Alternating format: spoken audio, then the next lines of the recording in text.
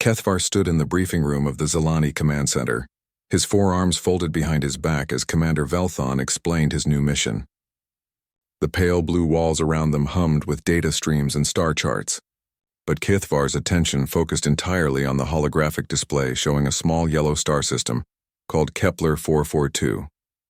"You will observe and report on human military tactics," Velthon said, his voice carrying the usual Zilani tone of careful analysis. "The High Command wants to know if these humans are worthy of joining our defensive alliance." Kethvar nodded slowly. He had studied 17 different species' military doctrines over his career as an intelligence officer.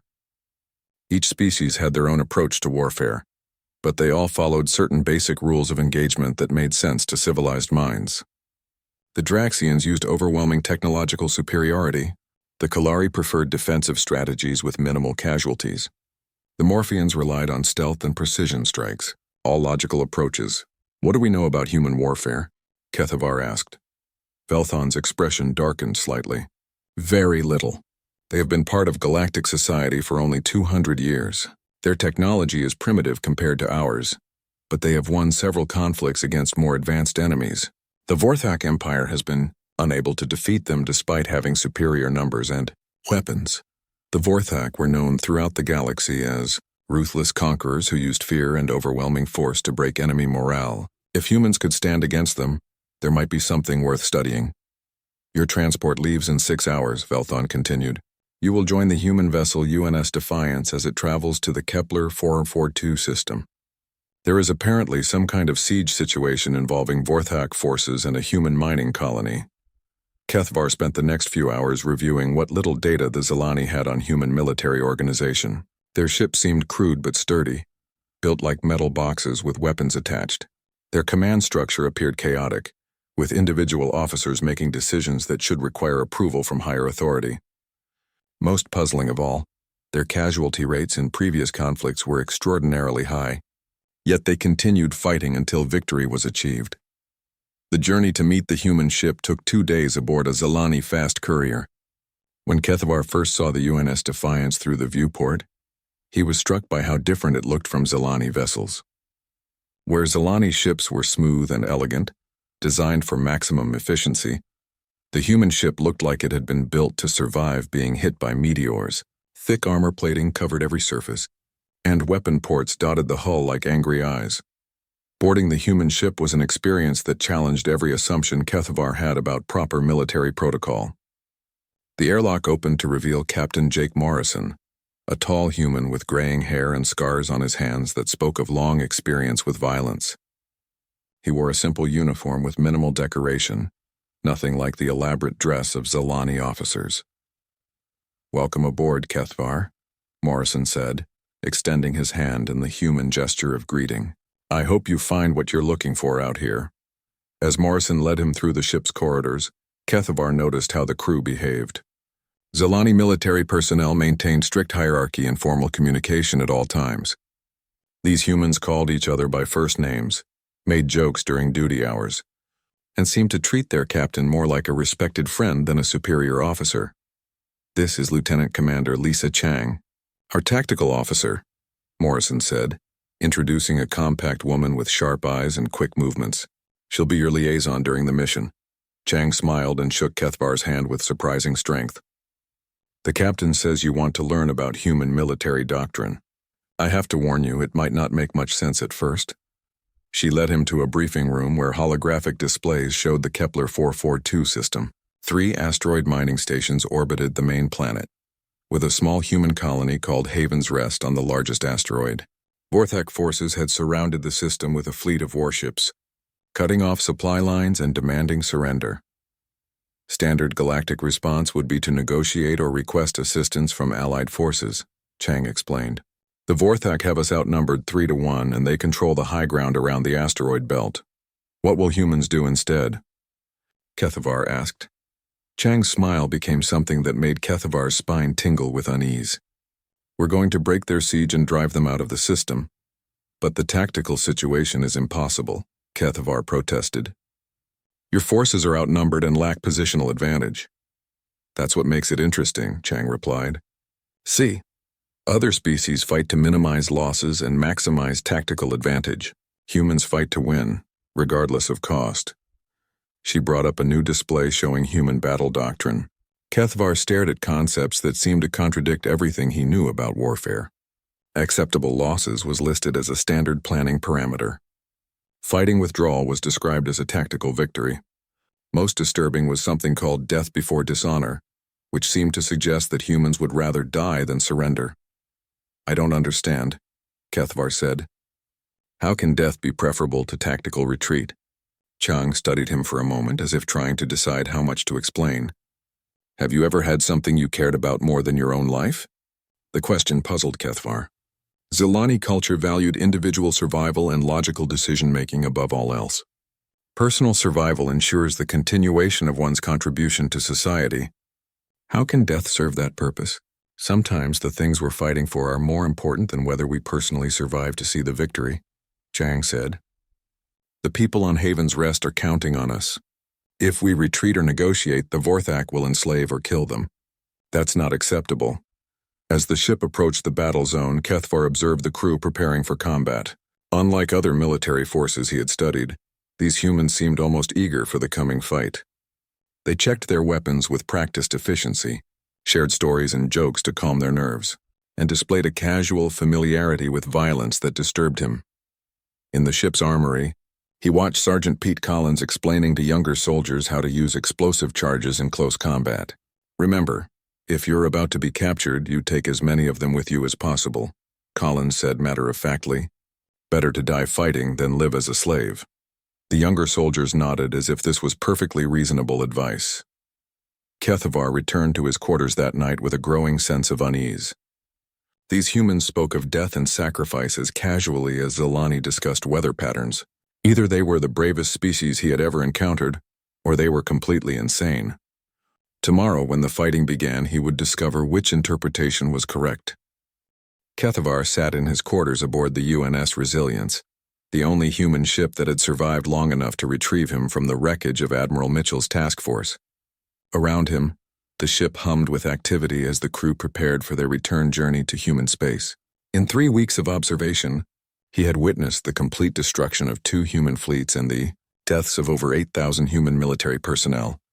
The humans were celebrating. "We broke their offensive capability for at least 6 months," Captain Derek Walsh explained as he reviewed the strategic situation with his senior officers. "Intelligence reports suggest the Vorthak are pulling back from 3 sectors to rebuild their forces. That gives our colonies time to strengthen their defenses." Kethvar listened to the discussion with growing unease. These humans spoke of catastrophic losses as if they were tactical victories. 8,000 dead, dozens of ships destroyed. Entire battle groups wiped out, and they were proud of the results because their strategic objectives had been achieved. "Captain," Kethvar said carefully, "the cost of these victories has been enormous. Do you not consider the loss of life to be a tragedy?" Walsh looked at him with the same expression of mild confusion that Kethvar had learned to recognize in humans when he questioned their fundamental assumptions about warfare. "Of course it's a tragedy," Walsh replied.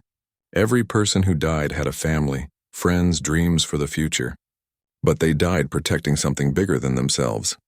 That makes their sacrifice meaningful, not tragic." The distinction seemed to be important to humans, though Kethvar struggled to understand it.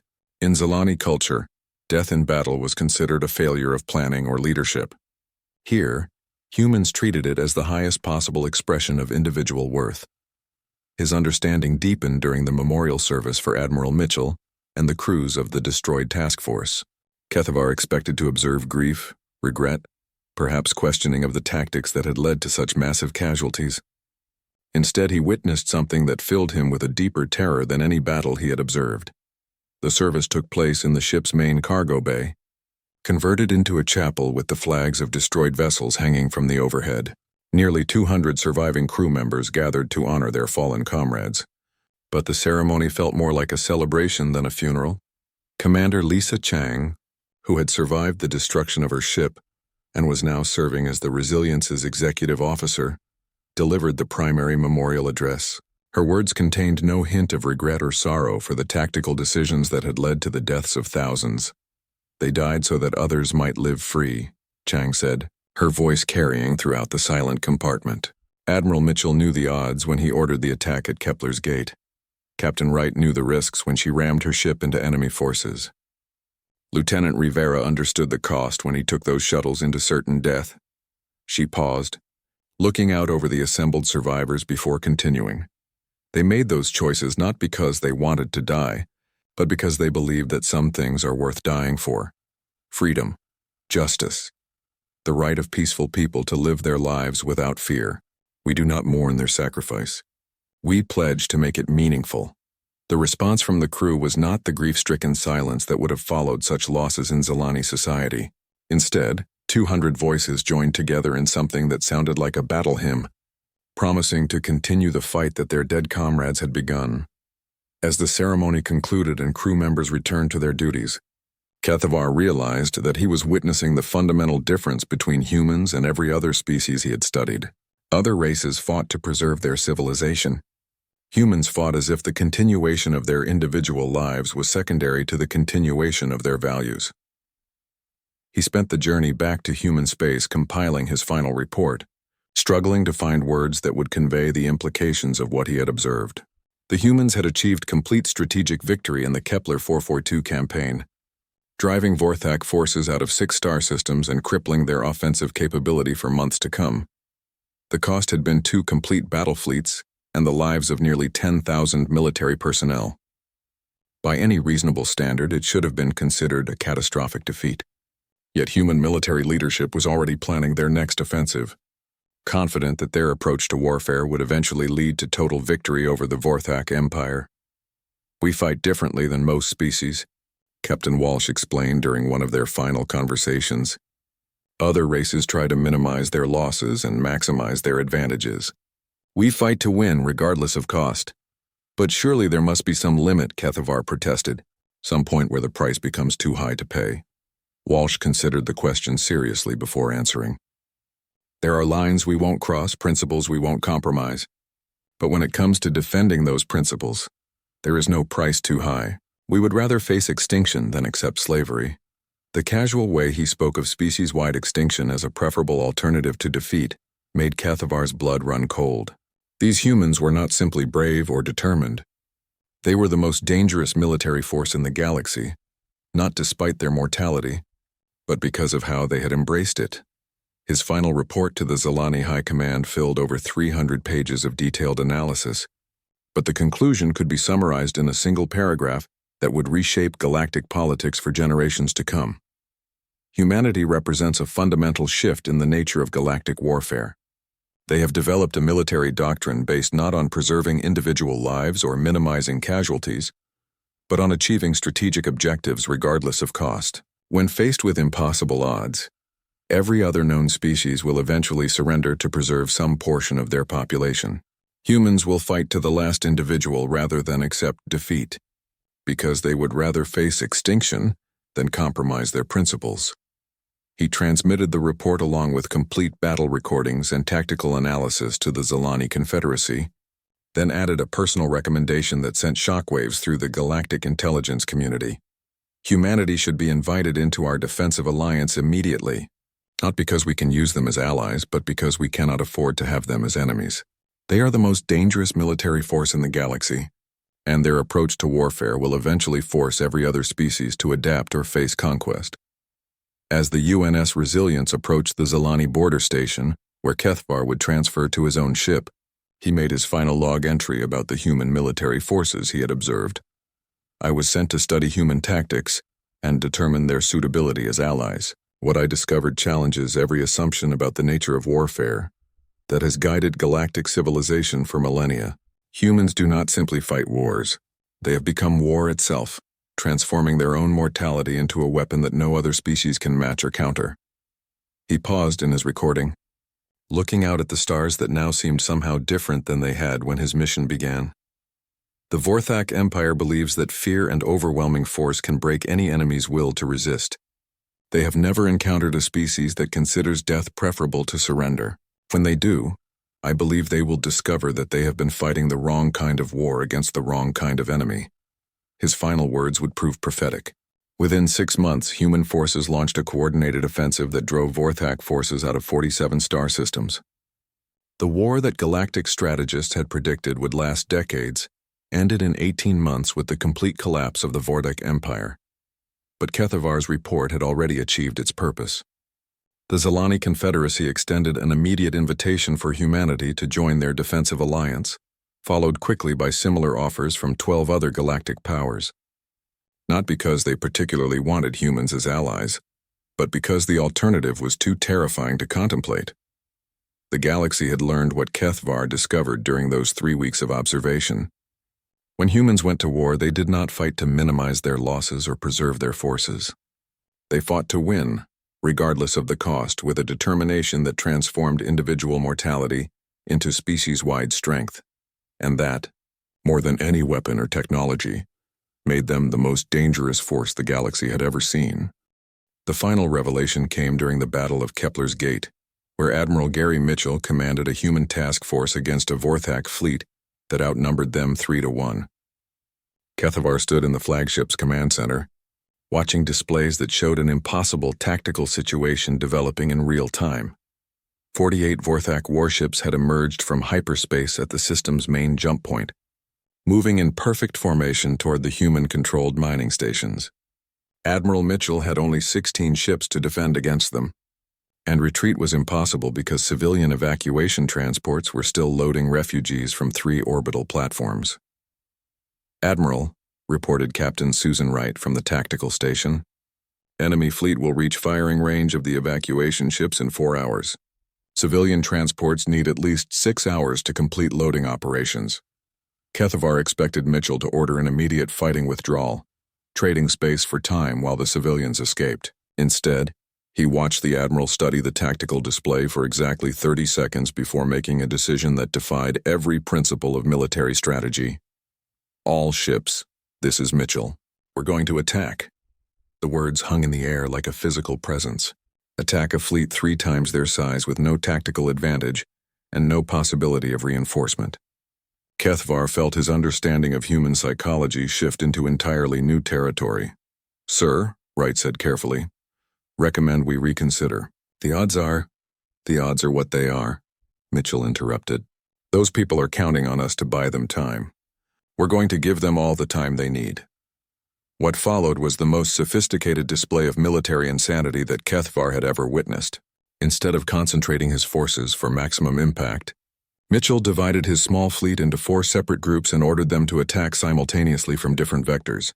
Group Alpha, take the starboard flank. Group Beta, hit them from below the orbital plane. Group Charlie, straight up the middle. Group Delta, you're with me on the port approach. Kethavar watched in fascination and horror as the human fleet scattered across space like seeds thrown into the wind. Each group was now outnumbered 12-1, with no possibility of mutual support once the battle began.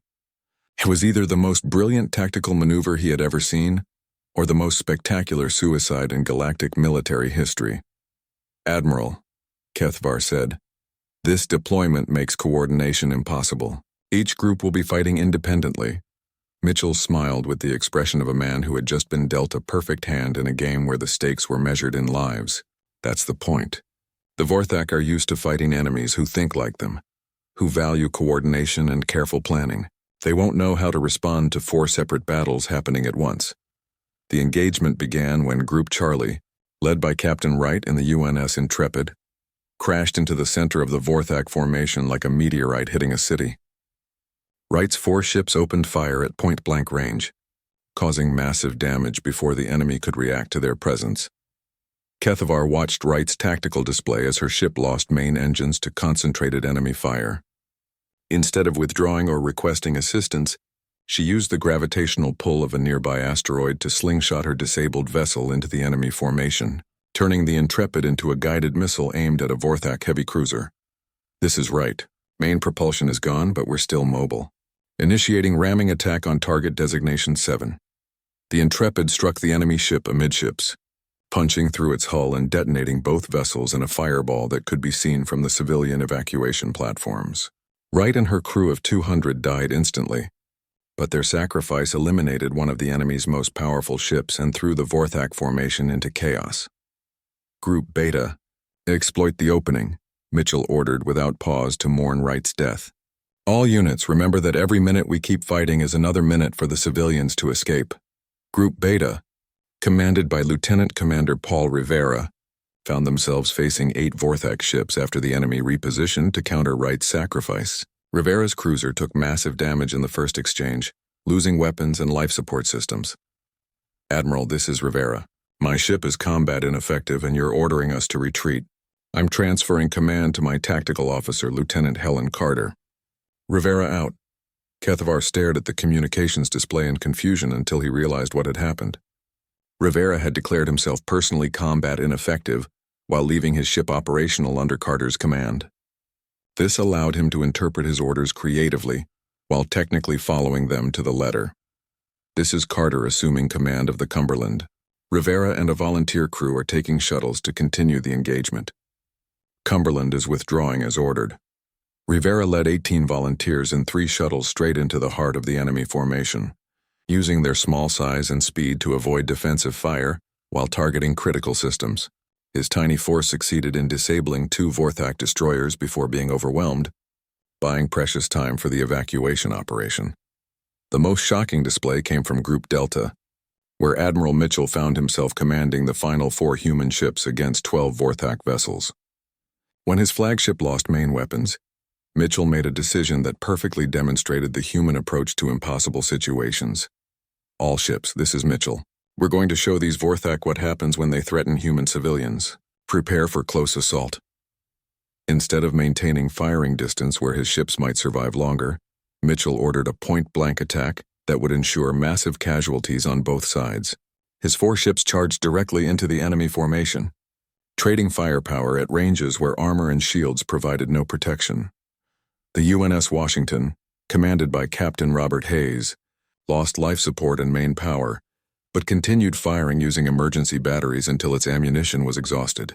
Captain Linda Foster's destroyer Eagle rammed a Vorthak cruiser when her weapons failed, taking both ships out of the battle. Commander Steve Murphy kept his frigate Hammer fighting until structural damage caused it to break apart under acceleration stress.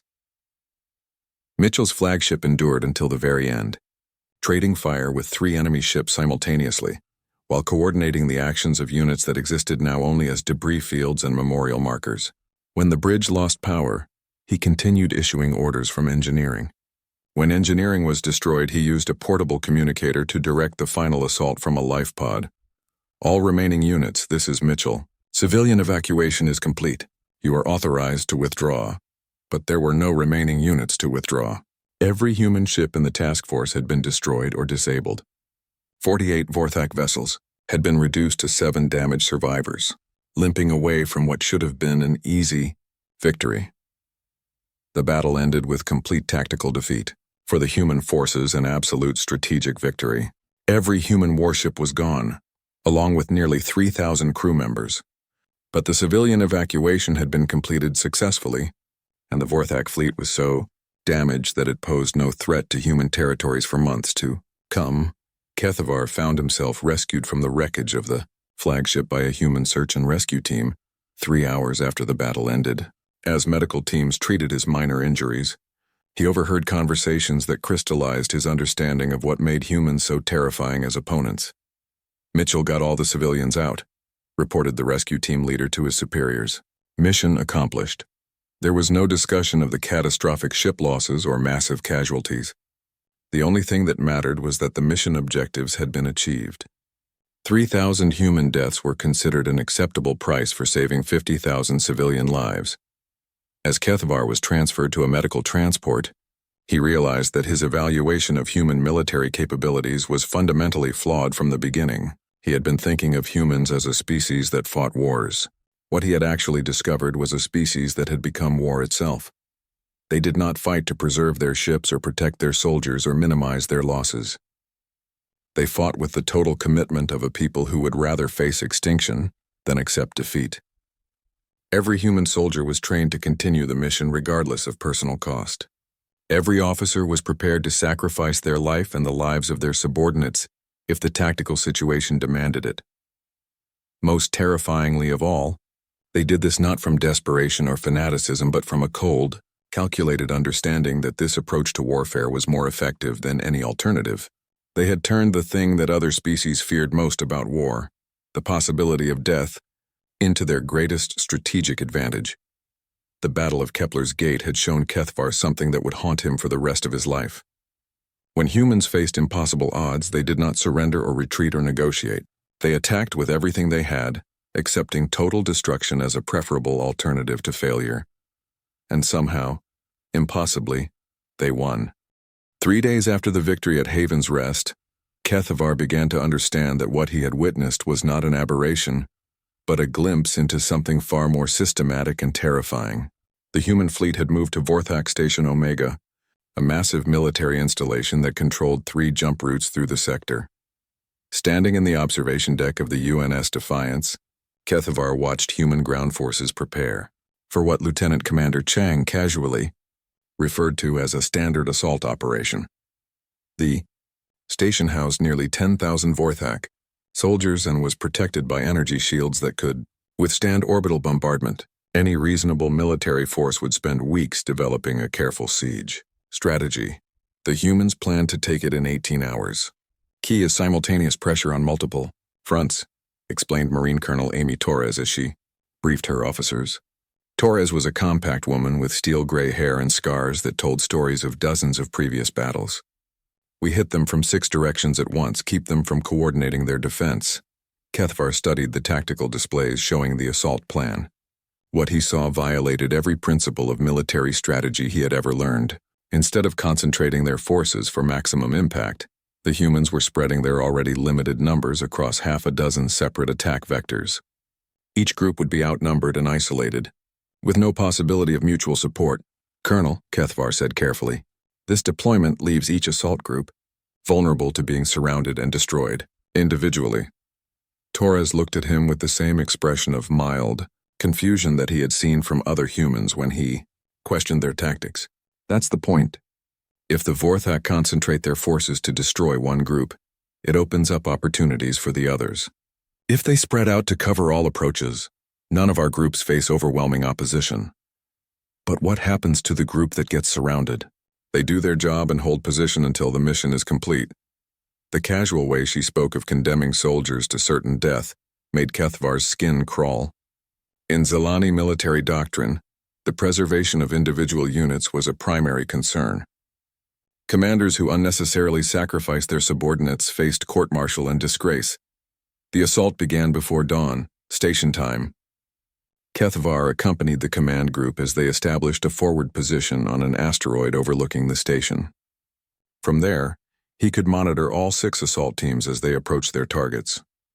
The first sign that something was fundamentally different about human warfare came when Team 3, led by Major Chris Hoffman, encountered heavier resistance than expected. The Vorthak had concentrated nearly 2,000 soldiers to defend the main docking bay, turning what should have been a quick penetration into a grinding battle of attrition. Team 3 is taking heavy casualties, reported the communications officer. Major Hoffman requests permission to withdraw and regroup. Negative, Colonel Torres replied immediately. Team 3 maintains position and continues the assault. All other teams, accelerate your schedules. We need to draw pressure off Hoffman's people. Kethvar watched the tactical display as Team 3's strength indicators dropped steadily from green to yellow to red. Hoffman's Marines were dying at an alarming rate, but they continued to push forward into the station's defensive positions. When Hoffman himself was killed by Vorthak energy weapons, his second-in-command, Captain Nicole Barnes, assumed control without missing a beat. This is Barnes. Hoffman's down, but we're still mobile. Continuing the advance. The transition happened so smoothly that Kethvar barely noticed it on the command displays. Another human leader had died, another had stepped up to replace them, and the mission continued without pause. It was as if the humans had designed their entire military structure around the assumption that individual commanders were expendable components.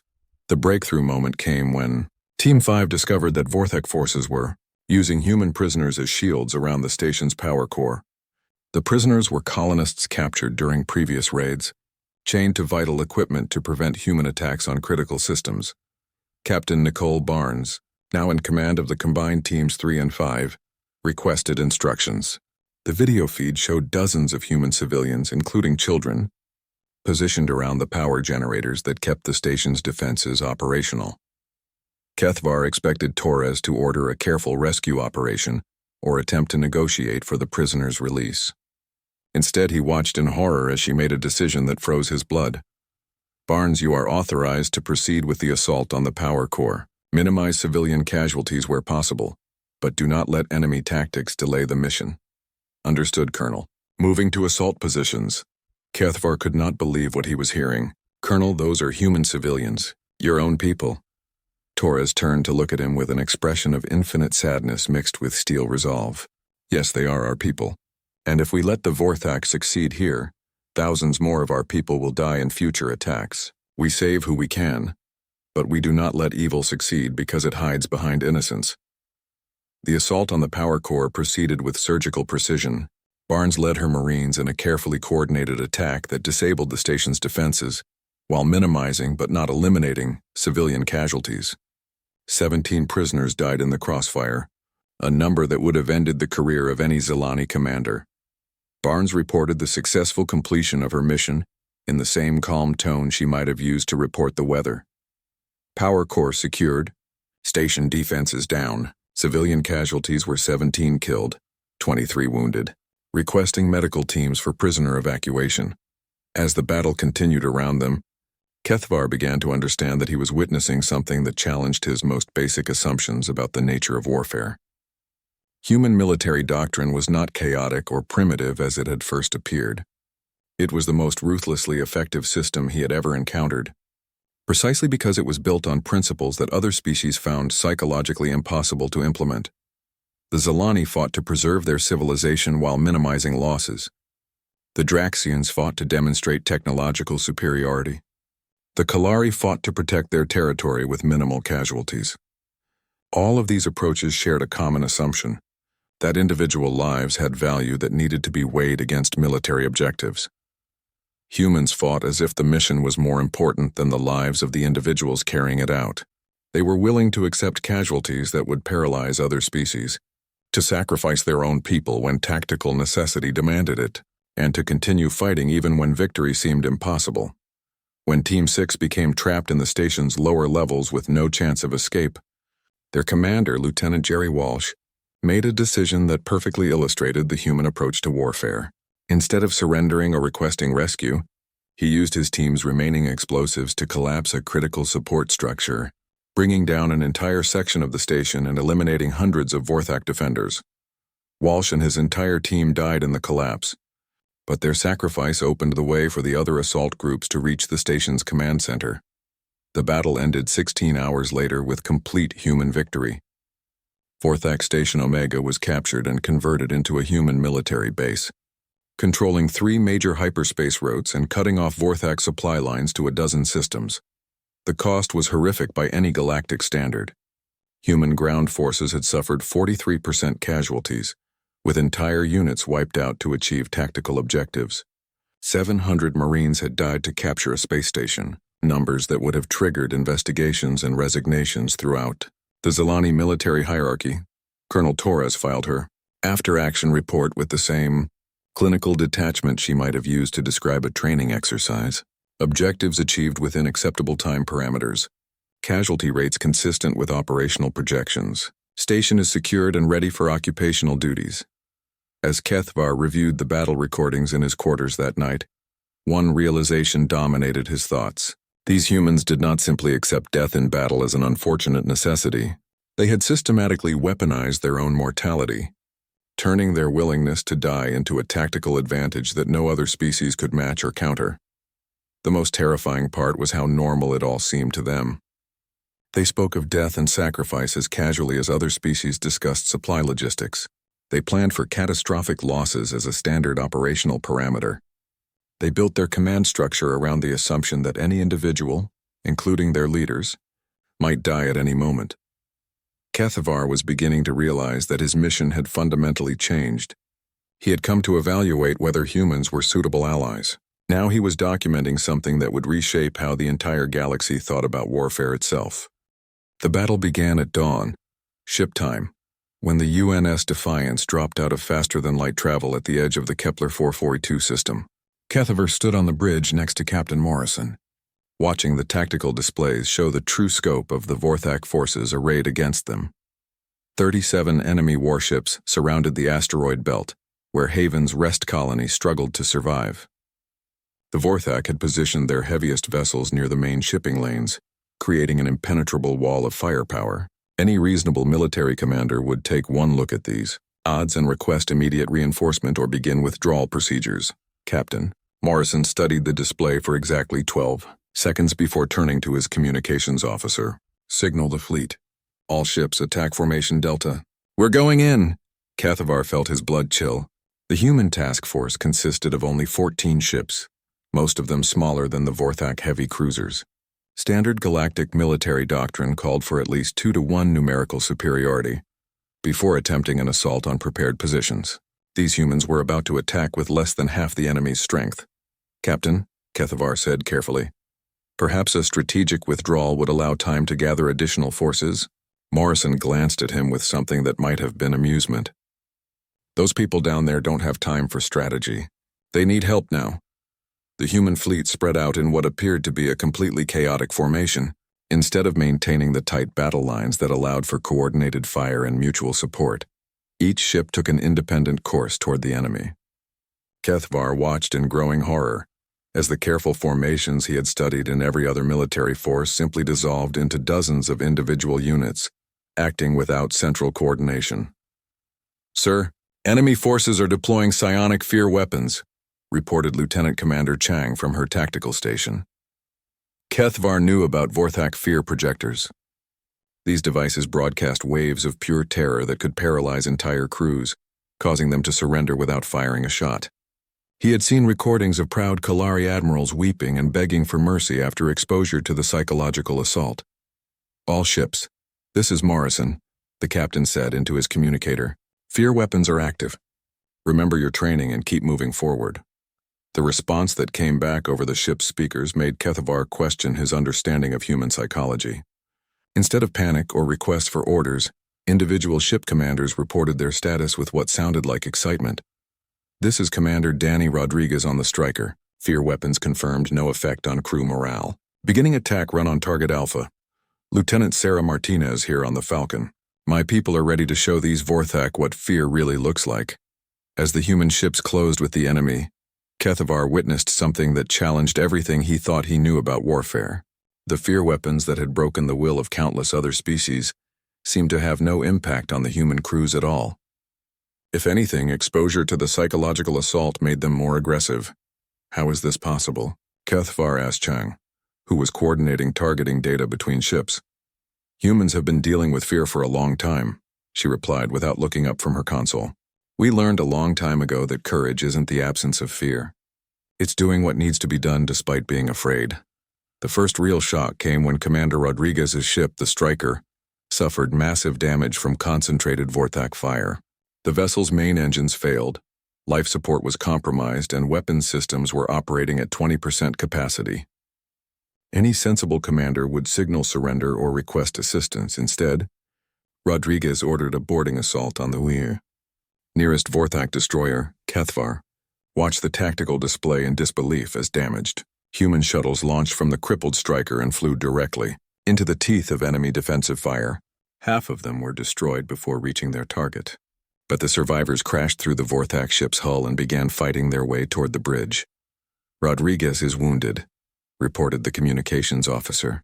Sergeant Kate Phillips has assumed command of the boarding party.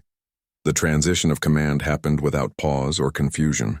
Phillips, who had been Rodriguez's subordinate moments before, took control of the assault and continued pushing forward through the enemy ship.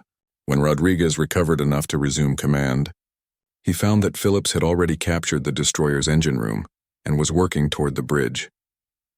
But the moment that truly horrified Kepler came 30 minutes into the battle, when the human destroyer UNS Valor found itself surrounded by 4 Vorthak heavy cruisers.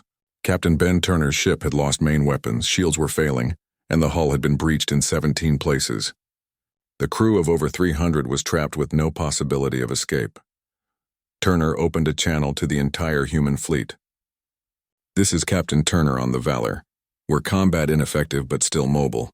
Recommend all other ships continue the mission. We'll handle the heavy cruisers. Ben, you can't take on 4 cruisers with a damaged destroyer, Morrison replied. Fall back and we'll provide cover. Negative, sir. We have a better idea. Kethvar watched in growing horror as the Valor changed course and accelerated directly toward the largest Vorthak fortress guarding Haven's Rest. The ship's remaining engines pushed it faster and faster, turning the damaged vessel into a 300-meter guided missile aimed at the heart of the enemy position. All hands. This is Captain Turner, came the announcement over the ship's internal communications system. We have the honor of clearing the path for our brothers and sisters. Prepare for impact. The response from the Valor's crew was not panic or mutiny, but a chorus of acknowledgement from every station. 300 human beings faced with certain death carried out their captain's orders without question or hesitation. The Valor struck the Vorthak fortress at nearly full speed, punching through its shields and armor before detonating the ship's reactor core inside the enemy structure. The explosion lit up space like a new star, destroying the fortress and clearing the way for the rest of the human fleet to reach Haven's Rest. Kethvar stood frozen at his station, staring at the expanding cloud of debris that had been a ship full of living beings moments before. In Zalani culture, the sacrifice of 300 lives would be considered an unthinkable tragedy, worthy of months of mourning and careful analysis to ensure it never happened again. Lieutenant Commander Chang's voice broke through his shock. Valor's sacrifice cleared the main approach. All ships, final assault on remaining Vorthak positions. She spoke of the destruction of 300 human lives as if it were a successful tactical maneuver. When Kethvar looked around the bridge, he saw no grief or horror on the crew's faces. Instead, he saw grim determination and something that looked like pride. How can you be proud of such a loss? He asked Chang when the immediate tactical situation allowed for conversation. Chang looked at him with an expression of genuine confusion. Loss. Captain Turner and his crew saved the colony. That's what matters. The battle ended 4 hours later with complete human victory. The Vorthak fleet was destroyed or driven from the system, and Haven's Rest colony was safe. But the cost made Kethvar's head spin with disbelief. The human task force had suffered 38% casualties, with 5 ships completely destroyed and 6 more heavily damaged. As the surviving human ships began rescue operations and medical evacuation, Kethvar observed something that disturbed him even more than the battle itself. The humans were celebrating. They mourned their dead with brief ceremonies and moment of silence, but then immediately began planning their next move against Vorthak forces in neighboring systems. We'll need to refit and resupply, Morrison told his senior officers during the post-battle briefing. But intelligence suggests the Vorthak are planning an offensive against the Centauri colonies. We should be ready to assist within 72 hours. Kethvar realized that he was witnessing something unprecedented in galactic military history. These humans did not simply accept death in battle as an unfortunate necessity. They had turned their own mortality into a weapon, using their willingness to die as a tactical advantage that no other species could match. As he returned to his quarters to begin his preliminary report, one thought dominated his mind. He had been sent to observe humans in battle to determine if they were worthy allies. Instead, he was beginning to wonder if the galaxy was ready for what humanity might become.